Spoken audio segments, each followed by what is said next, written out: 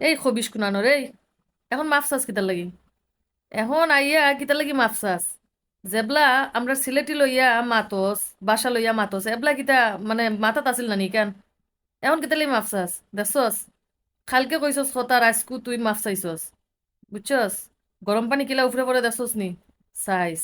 তুই তো বেটা সিটাঙ্গর, তোর সিটাঙ্গা বাসা লইয়া যদি আমরা মাতি বা কেউ যদি মাতে তখন তোমরা কিতা করলে এনে? এখন তো ফিরান খাইছস না, অল্প রূপে দি গেছে কি?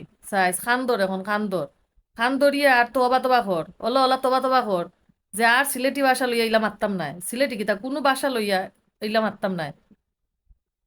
আমরা সিলেটি মানুষ বালা বিদায় সারিচ্ছন তোরে, না দেখলো না তোর কিতা অবস্থা হইছে? দেখছস তো একদিনের ভিতরে ইয়া মাফ চাইছস, একদিনের ভিতরে। কেউ কোনো ভাষা লইয়া কুটুক্তি করবায় না। হ্যাঁ, আর বিশেষ করে আমরা সিলেটি ভাষা, আমরা সিলেটি ভাষারে সম্মান করি, শ্রদ্ধা করি, ঠিক আছে?